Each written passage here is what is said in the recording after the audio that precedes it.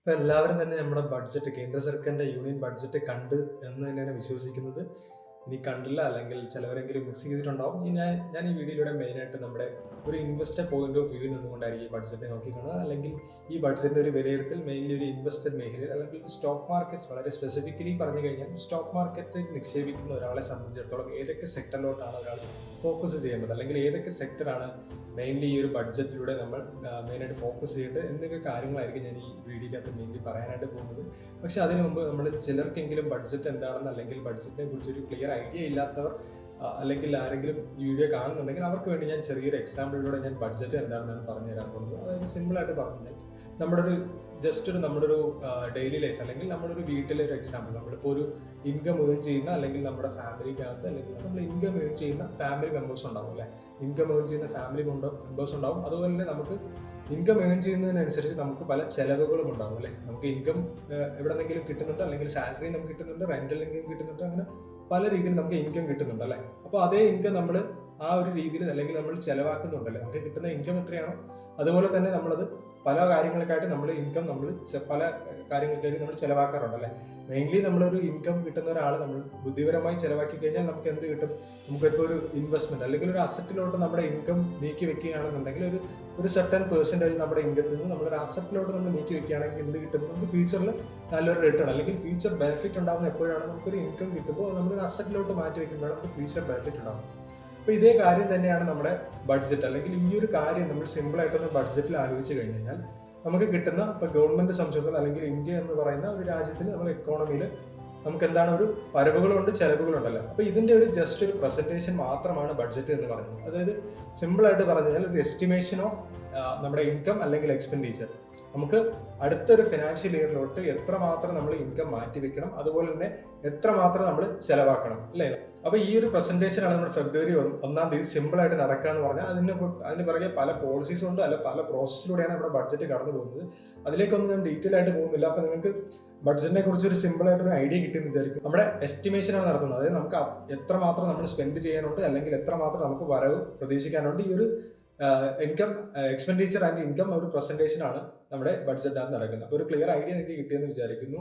ഇനി എന്നിരുന്നാലും ഞാൻ നേരത്തെ പറഞ്ഞല്ലോ, ഈ ഒരു ബഡ്ജറ്റ് എന്ന് പറഞ്ഞു കഴിഞ്ഞാൽ നമുക്കൊരു എക്സാമ്പിളോടെ ഞാൻ പറഞ്ഞ എന്താണ് ഒരു ഇൻകം കിട്ടുന്ന ഒരാൾ അതൊരു നല്ലൊരു അസറ്റിലോട്ട് നമ്മൾ അല്ലെങ്കിൽ ഒരു ഫ്യൂച്ചറിൽ ബെനിഫിറ്റ് കിട്ടണമെന്നുണ്ടെങ്കിൽ നമ്മുടെ ഒരു അസറ്റിലോട്ട് നമ്മുടെ ഇൻകം മാറ്റി വെക്കുമ്പോഴാണ് നമുക്ക് ഫ്യൂച്ചറിലോട്ട് ബെനിഫിറ്റ് കിട്ടുന്നത്. ഇതേ കാര്യം തന്നെയാണ് നമ്മുടെ ഗവൺമെന്റ് ചെയ്യുന്നത്. അതായത് ഒരു ക്യാപിറ്റൽ എക്സ്പെൻഡിച്ചർ രാജ്യത്തിന്റെ പുരോഗമനെ സംബന്ധിച്ചിടത്തോളം ഗവൺമെന്റിനെ സംബന്ധിച്ചിടത്തോളം എവിടെയാണ് നമ്മൾ ഏറ്റവും കൂടുതൽ ക്യാപിറ്റൽ എക്സ്പെൻഡിച്ചർ? ഒന്ന് നമ്മുടെ ഇൻഫ്രാസ്ട്രക്ചർ മേഖലയിൽ അല്ലെങ്കിൽ മാനുഫാക്ചറിങ് സെക്ടറിൽ. ഇപ്പോൾ ഈ വക സെക്ടർ നമ്മുടെ റെയിൽവേ ആയാലും റോഡ് ആയാലും ഈ വക കാര്യങ്ങളൊക്കെ ഡെവലപ്പ് ആയാലാണ് അതിലൂടെ നമുക്ക് ഒരു ഫ്യൂച്ചറിലോട്ട് ബെനിഫിറ്റ് ഉണ്ടാവും അല്ലേ. നമുക്കൊരു റോഡോ അല്ലെങ്കിൽ റെയിൽവേ ഈ വക കാര്യങ്ങൾ വരുമ്പോൾ അവിടെ ഒരു തൊഴിലവസരം അല്ലെങ്കിൽ ഒരു ഇൻഡസ്ട്രിയെ സംബന്ധിച്ചിടത്തോളം അവിടെ നമുക്കൊരു ഒരു ഇൻവെസ്റ്റ്മെന്റ് നമുക്ക് നടത്തിയാൽ മാത്രമേ നമുക്ക് ഒരു ഫ്യൂച്ചറിലോട്ട് ബെനിഫിറ്റ് ഉണ്ടാവുള്ളൂ. അപ്പോൾ ഈ വക കാര്യങ്ങൾ നിങ്ങൾക്ക് അറിയാമെന്ന് ഞാൻ വിശ്വസിക്കുന്നു. എന്നിരുന്നാലും അല്ലെങ്കിൽ ഇപ്പോൾ നിങ്ങൾ അറിഞ്ഞു എന്ന് ഞാൻ വിശ്വസിക്കുന്നു.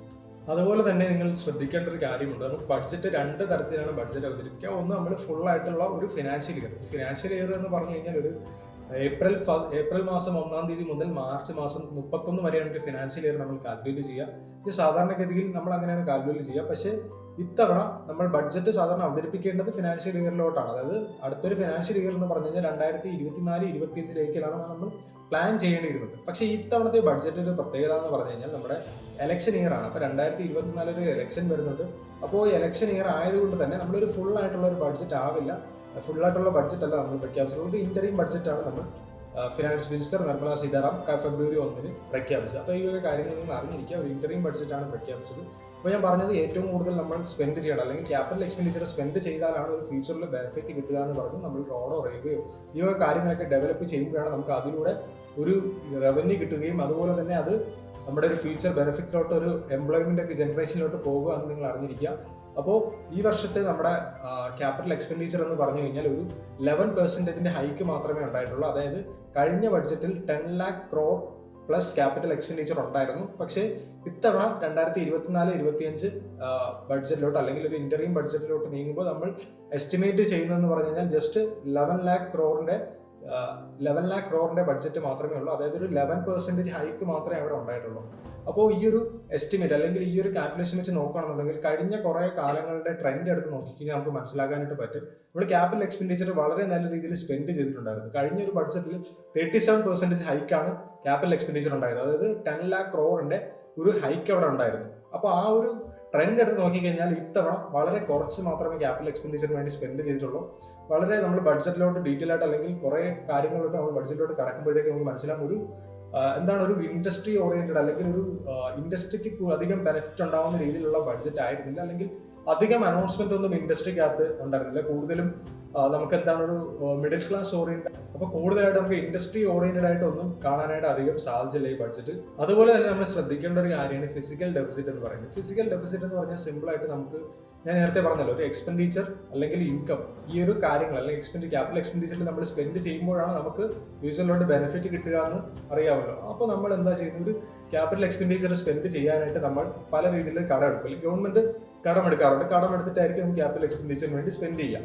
അപ്പോൾ ഈ കടം എടുക്കുന്നതിന്റെ ഭാഗമായിട്ട് നമ്മൾ ഇൻകം അല്ലെങ്കിൽ എക്സ്പെൻഡിച്ചർ മൈനസ് ഇൻകം ചെയ്യുമ്പോൾ കിട്ടുന്ന ഒരു ഫിഗറിനെയാണ് നമ്മൾ എന്താകുന്നത് ഫിസിക്കൽ ഡെഫിസിറ്റ് എന്ന് പറയുന്നത്. ഫിസിക്കൽ ഡെഫിസിറ്റ്, ആ ഡെഫിസിറ്റ് എന്ന ടേമിൽ തന്നെ നമുക്ക് മനസ്സിലാവുമെന്ന് വിചാരിക്കുന്നു. അതായത് ധനക്കമ്മി എന്ന് നമ്മൾ മലയാളത്തിൽ പറയും. അതായത് നമുക്ക് ഇത്ര രൂപയുടെ ഇത്ര പെർസെൻറ്റേജിന്റെ ഒരു ധനക്കമ്മി ഉണ്ട്. അതായത് ഇത്ര നമുക്ക് പെർസെൻറ്റേജ് കവർ ചെയ്താലാണ് നമുക്കൊരു ഇൻകം നമുക്ക് കിട്ടുന്ന രീതിയിലോട്ട് ആവത്തുള്ളൂ. അതായത് ഗവൺമെന്റ് ഇപ്പോൾ നമുക്ക് ഇപ്പോഴത്തെ ഒരു ട്രെൻഡ് എടുത്തു കഴിഞ്ഞാൽ നമുക്ക് മനസ്സിലാക്കാനായിട്ട് സാധിക്കും. ഇപ്പോൾ ഗവൺമെന്റ് കഴിഞ്ഞ ഇതിൽ 6.something ആയിരുന്നു. പക്ഷേ ഈ ഒരു 2024-25 5.1% ആക്കണം എന്നുള്ള എസ്റ്റിമേറ്റിലാണ് ഇപ്പോഴും ബഡ്ജറ്റ് അവതരിപ്പിച്ചിരിക്കുന്നത്.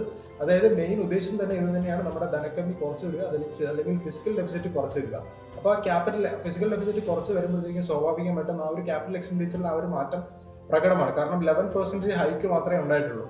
അടുത്തൊരു പ്രധാനപ്പെട്ട മേഖല എന്ന് പറഞ്ഞു കഴിഞ്ഞാൽ നമ്മൾ ഏറ്റവും കൂടുതൽ പ്രതീക്ഷിച്ചിരുന്നത് ടാക്സിൽ എന്തെങ്കിലും അനൗൺസ്മെന്റ് ഉണ്ടാവും, അല്ലെങ്കിൽ റേറ്റ് കട്ടോ അല്ലെങ്കിൽ ടാക്സിൽ എന്തെങ്കിലും അനൗൺസ്മെന്റ് ഉണ്ടാവുമെന്ന് പ്രതീക്ഷിച്ചിരുന്നു. പക്ഷേ ഒന്നും തന്നെ ഈ ബഡ്ജറ്റിനകത്ത് ടാക്സിനകത്ത് ഒന്നും തന്നെ നമുക്ക് റിവൈസോ ഒന്നും തന്നെ ഉണ്ടായിട്ടില്ല. ടാക്സ് ഇപ്പോഴും സെയിം 2024-25 ബഡ്ജറ്റിലുള്ളതുപോലെ 2023-24 ബഡ്ജറ്റിലുള്ള പോലെ തന്നെയാണ് ഇപ്പോഴും ടാക്സ് കണ്ടിന്യൂ ചെയ്യുന്നത്. അതുപോലെ തന്നെ ശ്രദ്ധിക്കേണ്ട ഒരു കാര്യമാണ്, നമ്മുടെ ബാങ്കിങ് സെക്ടറിനകത്ത് അധികം അനൗൺസ്മെന്റ് ഒന്നും ഉണ്ടായില്ല. സാധാരണഗതിയിൽ ബാങ്കിങ് സെക്ടേഴ്സിനകത്ത് നല്ല രീതിയിലൊരു അനൗൺസ്മെന്റ് അല്ലെങ്കിൽ എന്തെങ്കിലും ഒരു അനൗൺസ്മെന്റ് ഉണ്ടാകുമ്പോഴാണ് നിഫ്റ്റി മാർക്കറ്റ് അല്ലെങ്കിൽ നല്ല രീതിയിലൊരു മൂവ്മെന്റ് ഉണ്ടാവും മാർക്കറ്റിൽ.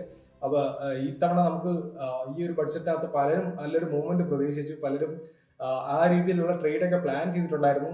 നമുക്കൊരു ഹൈ അല്ലെങ്കിൽ നല്ലൊരു വോളറ്റൈൽ മൂവ്മെന്റ് കിട്ടി, അല്ലെങ്കിൽ ഏതെങ്കിലും വൺ സൈഡ് നല്ലൊരു മൂവ്മെന്റ് കിട്ടുമെന്നൊരു എക്സ്പെക്ടേഷനിൽ പലരും ട്രേഡ് എടുത്തിട്ടുണ്ടായിരുന്നു. പക്ഷെ മാർക്കറ്റ് വളരെ സൈലന്റ് ആയിരുന്നു. അതായത് ഒരു മൂവ്മെന്റും ഇല്ലാതെ തന്നെ ആ ഒരു കൺസോൾട്ടേഷനിൽ തന്നെ നിൽക്കുന്നതായിട്ട് നമുക്ക് കാണാനായിട്ട് പറ്റി. അതിന്റെ കാരണം മെയിൻ കാരണം എന്ന് പറയുന്നത് ഒരു ബാങ്കിങ് സെക്ടറിനകത്ത് ഒരു അനൗൺസ്മെന്റ് അങ്ങനെ അധികമല്ല, ബാങ്കിങ് സെക്ടറിനകത്ത് മേജർ ആയിട്ടുള്ള ഒരു അനൗൺസ്മെന്റ് വന്നിട്ടില്ല. ആ ഒരു കാരണത്താൽ തന്നെ അധികം ഇൻഡെക്സ് മൂവ് ആയിട്ടില്ല. അപ്പോൾ ഒരു ഇൻഡെക്സ് ചെറിയൊരു നെഗറ്റീവിലാണ് ഇൻഡെക്സ് ക്ലോസ് ചെയ്തിട്ടുള്ളത്. ഇനി ബഡ്ജറ്റിനകത്ത് ഞാൻ ആദ്യമേ പറഞ്ഞല്ലോ, നമ്മൾ ഏറ്റവും കൂടുതൽ ഫോക്കസ് ചെയ്യേണ്ടത് ഒരു മാനുഫാക്ചറിങ് അല്ലെങ്കിൽ നമ്മുടെ ഇൻഫ്രാസ്ട്രക്ചറിനകത്തായിരുന്നു. പക്ഷേ ഇത്തവണ ക്യാപിറ്റൽ എക്സ്പെൻഡിച്ചറിന് വളരെ ഒരു കുറവ് സംഭവിച്ചു. അതുപോലെ തന്നെ മേജർ ആയിട്ടുള്ള ഒരു ഇൻഡസ്ട്രീനെ സംബന്ധിച്ചിടത്തോളം വളരെ ഒരു അനൗൺസ്മെന്റ് ഒന്നും ഉണ്ടായില്ല. എന്നിരുന്നാലും ഒരു 2-3 സെക്ടേഴ്സിനകത്ത് ഞാൻ കണ്ടുപിടിച്ച അല്ലെങ്കിൽ 2-3 സെക്ടേഴ്സിനകത്ത് ചെറിയ കോൺട്രിബ്യൂഷൻ കണ്ടിട്ടുണ്ട്. അതായത് ഇത്തവണത്തെ ഒരു മേജർ അനൗൺസ്മെന്റ് ആയിരുന്നു നമ്മുടെ ഹൗസിംഗ് മേഖലയിലുള്ളത്. അതായത് മിഡിൽ ക്ലാസ്സിനും അല്ലെങ്കിൽ റെന്റിന് താമസിക്കുന്നവരാണെന്നുണ്ടെങ്കിൽ അവർക്ക് വേണ്ടിയിട്ടുള്ള ഒരു പദ്ധതിയാണ് ഹൗസിംഗിന് വന്നിട്ടുള്ളത്. അപ്പോൾ ആ ഒരു മേഖലയിലുള്ള സ്റ്റോക്കുകൾ നമ്മൾ കണ്ടെത്തി വെച്ച് കഴിഞ്ഞാൽ വളരെ നല്ലതായിരിക്കും എന്ന് തോന്നുന്നു. അപ്പോൾ അങ്ങനെയാണെന്നുണ്ടെങ്കിൽ നമുക്ക് ഒരു ഹൗസിംഗ് മേഖലയിലോട്ട് പോകുമ്പോൾ നമുക്ക് എന്താണ് സിമെന്റിന്റെ സ്റ്റോക്കുകൾ നമുക്ക് ചെയ്യാം അല്ലെ. സിമെന്റിന്റെ സ്റ്റോക്കുകൾ നമുക്ക് നോക്കിയിരിക്കാം. അതുപോലെ തന്നെ നമ്മുടെ സ്റ്റീൽസ് എന്തായാലും ആവശ്യമായിട്ട് വരും. അതുപോലെ തന്നെ എഞ്ചിനീയറിംഗ്, മെയിനായിട്ട് നമ്മുടെ എഞ്ചിനീയറിംഗ് അല്ലെങ്കിൽ കൺസ്ട്രക്ഷൻ റിയാലിറ്റി സ്റ്റോക്സുകൾ നോക്കി വെക്കുന്നതായിരിക്കും നല്ലത്. അപ്പം ഇതൊരു എവിടെയാണ് സിമെന്റിന്റെ സ്റ്റോക്കുകൾ എടുത്ത് കഴിഞ്ഞാൽ നമുക്ക് അൾട്രാടെക് ഉണ്ട്, അങ്ങനെ പല സ്റ്റോക്കുകളും മേജർ ആയിട്ടുള്ള സ്റ്റോക്കുകൾ നമുക്ക് കാണാനായിട്ട് സാധിക്കും. അതുപോലെ തന്നെ നമ്മുടെ സ്റ്റീലിന്റെ സ്റ്റോക്സുകൾ എടുത്തു കഴിഞ്ഞാൽ നമ്മുടെ JSW സ്റ്റീൽ ഉണ്ട്, ടാറ്റ സ്റ്റീൽ ഉണ്ട്, ജിൻഡാൽ സ്റ്റീൽ ഉണ്ട്, അങ്ങനെ ഒട്ടനവധി സ്റ്റോക്കുകൾ അവിടെയും ഉണ്ട്. അതുപോലെ തന്നെ നമുക്ക് എഞ്ചിനീയറിംഗ് അല്ലെങ്കിൽ നമുക്ക് റിയാലിറ്റി സെക്ടറിലോട്ട് നോക്കിക്കഴിഞ്ഞാൽ നമുക്ക് കാണാനായിട്ട് പറ്റുന്നത് മെയിനായിട്ട് ഒരു ലോധ എന്ന് പറഞ്ഞൊരു കമ്പനി ഉണ്ട്. അതുപോലെ തന്നെ സൺടെക് റിയാലിറ്റി, അങ്ങനെ പല കമ്പനികളും, DLF പോലുള്ള കമ്പനികൾ, L&T പോലുള്ള കമ്പനികൾ. അപ്പോൾ ആ ഒരു കമ്പനികളൊക്കെ നമുക്ക് നോക്കിക്കാം. മെയിനായിട്ട് നിങ്ങൾ നോക്കേണ്ടത് ലോധ എന്ന് പറഞ്ഞ കമ്പനിയാണ്. കാരണം ആ ഒരു കമ്പനി സ്പെസിഫിക്കലി അതൊരു എന്താണ് ഒരു ലോ ബഡ്ജറ്റ് ഹൗസിങ്ങിന് വേണ്ടി ഞാൻ ജസ്റ്റ് ഒന്ന് ഇൻട്രൊഡക്ഷൻ നോക്കിയതുള്ളൂ, ജസ്റ്റ് ഒരു ഡീറ്റെയിൽ ആയിട്ട് ആ കമ്പനിയെ കുറിച്ച് പഠിച്ചിട്ടില്ല. എന്നാലും പറയുന്നത് ഒരു ലോദ എന്ന് പറഞ്ഞ ഒരു കമ്പനി എന്ന് പറഞ്ഞു കഴിഞ്ഞാൽ ഒരു മിഡിൽ ക്ലാസ് ഓറിയന്റഡ് അല്ലെങ്കിൽ ഒരു ലോ ബഡ്ജറ്റ് ഹൗസിംഗിൽ സ്പെസിഫിക്കലി ഫോക്കസ് ചെയ്യുന്ന ഒരു കമ്പനിയാണ് നിങ്ങൾ അറിഞ്ഞിരിക്കുക. അപ്പോൾ ഈ വക കാര്യങ്ങൾ, ഈ വക സെക്ടർ, ഹൗസിംഗ് സെക്ടേഴ്സിനകത്ത് നിങ്ങൾ കോൺസെൻട്രേറ്റ് ചെയ്യേണ്ടതായിട്ടുണ്ട്. കാരണം അതായത് വരും വർഷങ്ങളിൽ 20 മില്യൺ ഹൗസസ് വരെ കൺസ്ട്രക്ട് ചെയ്യാനുള്ള ഒരു പ്ലാനാണ് ഗവൺമെന്റ് ഇടുന്നത്. അപ്പോൾ ആ ഒരു പദ്ധതി, ആ ഒരു ലക്ഷ്യം വെച്ചുകൊണ്ട് അങ്ങനെ നിങ്ങൾക്ക് ഇതൊരു എസ്റ്റിമേറ്റ് ആണ്. അപ്പോൾ അങ്ങനെ സംഭവിക്കുമെന്നുണ്ടെങ്കിൽ വിശ്വസിക്കുന്നുണ്ടെങ്കിൽ, അല്ലെങ്കിൽ ആ ഒരു പ്രഡിക്ഷൻ കറക്റ്റ് ആവുന്നുണ്ടെങ്കിൽ നിങ്ങൾക്ക് എന്തിനാണ് ഈ ഒരു ഹൗസിംഗ് മേഖലയിലുള്ള കമ്പനികളെ പ്രത്യേകം നോക്കി വെക്കുക. റിയാലിറ്റി സെക്ടർ, അതുപോലെ സിമെന്റ് സെക്ടേഴ്സ് ഒക്കെ നോക്കി വെക്കുക. പ്രത്യേകം എടുത്ത് പറയേണ്ട കമ്പനി എന്ന് പറഞ്ഞാൽ ഞാൻ പറഞ്ഞു ലോദ എന്ന് പറഞ്ഞ കമ്പനിയാണ്. കാരണം അത് സ്പെസിഫിക്കലി ഫോക്കസ് ചെയ്തിരിക്കുന്നതെന്ന് പറഞ്ഞു കഴിഞ്ഞാൽ ഒരു ലോ ബഡ്ജറ്റ് ഹൗസിംഗിലാണ് സ്പെസിഫിക്കലി ഫോക്കസ് ചെയ്തിരിക്കുന്നത്. ഞാൻ ഡീറ്റെയിൽ ആയിട്ടൊന്നും പഠിച്ചിട്ടില്ല, എന്നാലും പഠിച്ചിട്ട് മാത്രം ഇൻവെസ്റ്റ് ചെയ്യാനായിട്ട് ശ്രമിക്കുക. അപ്പോൾ ഈ വക കമ്പനികൾ നിങ്ങൾ അറിഞ്ഞിരിക്കുക. ഇനി അടുത്തൊരു പ്രധാനപ്പെട്ട സെക്ടർ എന്ന് പറഞ്ഞു കഴിഞ്ഞാൽ ടൂറിസം ആണ്. ടൂറിസത്തിൽ വളരെ സ്പെസിഫിക് ആയിട്ട് പറഞ്ഞു കഴിഞ്ഞാൽ സ്പിരിച്വൽ ടൂറിസം ആണ്. അതായത് ഞാൻ പറയുമ്പോൾ തന്നെ എല്ലാവർക്കും മനസ്സിലാകാൻ വിചാരിക്കുന്നു. കാരണം രാമക്ഷേത്രം വന്നു, അപ്പോൾ ആ ഒരു സ്ഥലത്തിനെ ചുറ്റിപ്പറ്റി പല ഹോട്ടലുകളും വരാറുണ്ട്, അവിടെ ടൂറിസ്റ്റിനെ അട്രാക്ട് ചെയ്യാറുണ്ട്. അപ്പോൾ ആ വക സെക്ടേഴ്സിലുള്ള സ്റ്റോക്കുകളെ നിങ്ങൾ ഫോക്കസ് ചെയ്യേണ്ടതായിട്ട്. ഇന്ത്യൻ ഹോട്ടൽസ് എന്ന് പറഞ്ഞ സ്റ്റോക്ക് അടുത്തൊരു ആ ഒരു കമ്പനിയുടെ പ്ലാൻ എന്ന് പറഞ്ഞു കഴിഞ്ഞാൽ ഒരു 3 പുതിയ പ്രോജക്റ്റ് അല്ലെങ്കിൽ പുതിയ ഹോട്ടൽസ് അവർ രാം മന്ദിറിന്റെ അടുത്ത് തന്നെ വരുന്നുണ്ട്. അപ്പോൾ ഈ ഒരു സ്റ്റോക്ക് നിങ്ങൾ ശ്രദ്ധിച്ചിരിക്കുക, ഇന്ത്യൻ ഹോട്ടൽസ് എന്ന് പറയുന്ന സ്റ്റോക്ക്. അതുപോലെ തന്നെ രാം മന്ദിർ അല്ലെങ്കിൽ ഒരു സ്പിരിച്വൽ ടൂറിസത്തിനെ ചുറ്റിപ്പറ്റിയുള്ള സ്റ്റോക്കുകൾ നിങ്ങൾ കണ്ടുപിടിച്ചിരിക്കുക. അപ്പോൾ ആ കാര്യങ്ങൾ വേണമെങ്കിൽ ഞാൻ ലിസ്റ്റ് ഇടാം, ആ ഒരു സ്റ്റോക്കിനെ പറ്റി അല്ലെങ്കിൽ അയോധ്യയുമായിട്ട് ബന്ധപ്പെട്ട ഭാവിയിൽ പെർഫോം ചെയ്യാൻ ചാൻസ് ഉള്ള സ്റ്റോക്കുകൾ നിങ്ങൾ അറിഞ്ഞിരിക്കുക. അപ്പോൾ ഈ 2 സെക്ടേഴ്സ് അല്ലെങ്കിൽ ഈ 2 സെക്ടേഴ്സാണ് ഇപ്പോൾ പുതിയതായിട്ട് മേജർലി ഒരു അനൗൺസ്മെന്റ് വന്നിട്ടുള്ളത്. ഒന്നാമത്തെ സെക്ടർ എന്ന് പറഞ്ഞു കഴിഞ്ഞാൽ അത് ഹൗസിംഗ് സെക്ടേഴ്സ് ആണ്. ഹൗസിംഗ് സെക്ടേഴ്സിലുള്ള സ്റ്റോക്കുകൾ നിങ്ങൾ അറിഞ്ഞിരിക്കുക, അല്ലെങ്കിൽ അത് നിങ്ങൾ വാച്ച് ചെയ്യേണ്ടതാണ്. രണ്ടാമത്തെ സെക്ടർ എന്ന് പറഞ്ഞാൽ അത് ടൂറിസം ആണ്. സ്പെസിഫിക്കലി പറഞ്ഞു കഴിഞ്ഞാൽ സ്പിരിച്വൽ ടൂറിസത്തിന് വളരെ ഇമ്പോർട്ടൻസ് ഗവൺമെന്റ് ഇവിടെ കൊടുക്കുന്നുണ്ട്. അപ്പോൾ ഈ 2 സെക്ടേഴ്സാണ് പുതിയതായിട്ട് ഒരു അനൗൺസ്മെന്റ് അല്ലെങ്കിൽ പുതിയതായിട്ട് നമുക്ക് കൺസിഡർ ചെയ്യാൻ പറ്റുന്ന സ്റ്റോക്കുകൾ എന്ന് പറഞ്ഞാൽ. ഈ മൂന്നാമത്തെ സെക്ടർ എന്ന് പറഞ്ഞു കഴിഞ്ഞാൽ അത് റെയിൽവേസ് ആണ്. റെയിൽവേസ് എല്ലാവർക്കും നമുക്ക് അറിയാം, കാരണം കഴിഞ്ഞ ബഡ്ജറ്റിൽ അത് ഏറ്റവും കൂടുതൽ നമുക്ക് റെയിൽവേ സ്റ്റോക്സിന്റെ ഒക്കെ റാലി ഉണ്ടായിരുന്നു. പല സ്റ്റോക്കുകൾ IRCTC അല്ലെങ്കിൽ IRFC അങ്ങനെ റെയിൽ വികാസ് പോലുള്ള സ്റ്റോക്കുകളിലൊക്കെ മൾട്ടി ബാഗേഴ്സ് ആയിട്ടുള്ള സ്റ്റോക്കുകൾ വരെയാണ്. അപ്പോൾ ഈ വക സ്റ്റോക്കുകൾ, റെയിൽവേ സെക്ടേഴ്സിലുള്ള സ്റ്റോക്കുകൾ സ്റ്റിൽ ഓൺ റഡാർ തന്നെ പറയേണ്ടി വരും. കാരണം റെയിൽവേ റെവല്യൂഷനിലാണ് ഇപ്പം ഇന്ത്യ നടന്നുകൊണ്ടിരിക്കുന്നത്. അപ്പോൾ ആ ഒരു സെക്ടർ ഇപ്പോൾ സ്റ്റിൽ ഫോക്കസ് തന്നെയാണ്. എന്നാലും മേജർ ആയിട്ടുള്ള അനൗൺസ്മെന്റ് ഒന്നും ഉണ്ടായില്ലെങ്കിലും ഇപ്പോൾ railway sector still on focus തന്നെയാണ്. അതുപോലെ തന്നെ നോക്കിക്കിട്ടൊരു സെക്ടറാണ് ഫാർമ സെക്ടർ. ഒരു അനൗൺസ്മെന്റ് ഉണ്ടായിട്ടുണ്ട്, അതായത് R&Dക്ക് വേണ്ടി ഫാർമ സെക്ടേഴ്സിന്, അതായത് ഫാർമ R&D എന്ന് പറഞ്ഞാൽ റിസർച്ച് ആൻഡ് ഡെവലപ്മെന്റിന് വേണ്ടി ഗവൺമെന്റ് ഒരു ഇൻസെന്റീവ് അല്ലെങ്കിൽ അതിലോട്ടൊരു ഫണ്ട് ഗവൺമെന്റ് കോൺട്രിബ്യൂഷൻ ചെയ്യുന്നുണ്ട്. അപ്പോൾ ആ ഒരു ഫാർമ സെക്ടേഴ്സിലുള്ള സ്റ്റോക്കുകൾ നിങ്ങൾ ശ്രദ്ധിക്കേണ്ടത് തന്നെയാണ്. അടുത്തൊരു സെക്ടർ എന്ന് പറഞ്ഞു കഴിഞ്ഞാൽ കഴിഞ്ഞ കുറെ കാലയളവിൽ തന്നെ അല്ലെങ്കിൽ വളരെ പ്രസക്തി നേടിയിട്ടുള്ള സെക്ടർ തന്നെയാണ് അത് ഇലക്ട്രിക് സെക്ടേഴ്സ് അല്ലെങ്കിൽ ഇലക്ട്രിക് വെഹിക്കിൾസിന്റെ സെക്ടർ തന്നെയാണ്.